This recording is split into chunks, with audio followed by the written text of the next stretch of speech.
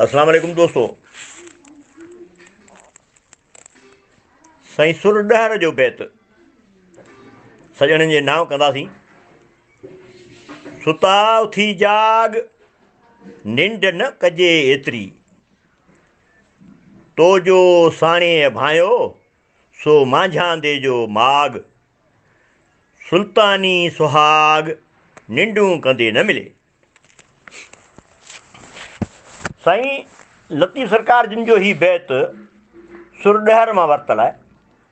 हिन में गाफ़िल ऐं सुस्त इंसान खे लतीफ़ साईं चवनि था त तूं निंड या काहली जेके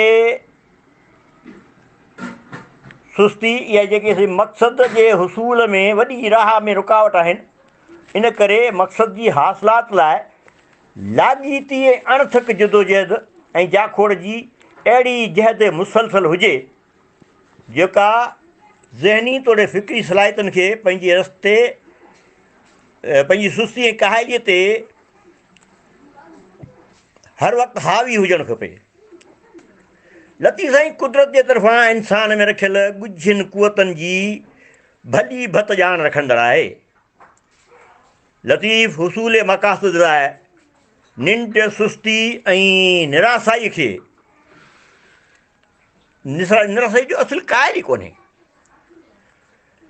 ऐं साइंसी नुक़्ते निगाह खां असांजे दिमाग़ में सलाहियत जी उन अख़्तियार कयल ज़िंदगीअ जे बोदोबाश सां निहायत घणो लाॻापो आहे। मज़बूत इरादे वारा माण्हू वधीक फ़ाल ऐं मुतहरक हूंदा आहिनि ऐं संदन हाफ़िज़ो पिणु ॿियनि जे निस्बत वधीक ताक़तवर थिए थो। डॉक्टर हांस बर्गर जंहिं इंसान जे अंदरि मौजूदा बरक़ी लहरनि जो गहरो मुतालो ऐं रिसर्च कई, उनजो चवणु आहे त सरगर्म ऐं पुरजोश ज़िंदगी दिमाग़ जी फुर्ती ऐं चुस्तीअ खे जनमु ॾींदी आहे। ऐं असां जो लतीफ़ उन वटि बि अहम इनफ़रादी तौरु इज्तमाही मक़ासिद लाइ हिकु पल जी बि सुस्तीअ जी गुंजाइश न आहे। छो जो ईअं करण सां इंसान जूं दिमाग़ी सलाहियतूं मोगियूं थियूं थी पवनि ऐं लतीफ़ साईं इन सिलसिले में को बि उज़ुर क़बूल करण लाइ तयारु न आहे। लतीफ़ वटि मक़सद जो उनवान पिरी यानी सुल्तानी सुहाग आहे, जंहिंजे रस्ते में सुस्ती ऐं निंड वॾे में वॾी रुकावट आहे। इन करे जो जंहिं ज़िंदगी खे तूं सभु कुझु सम्झी वेठो आहीं, उहा त मांझांदे जो माग आहे, यानी बिल्कुलु आरज़ी आहे।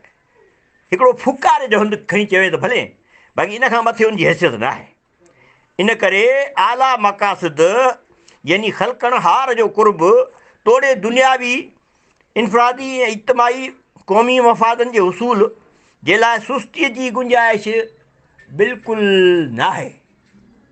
जे लतीफ़ जी ॿोली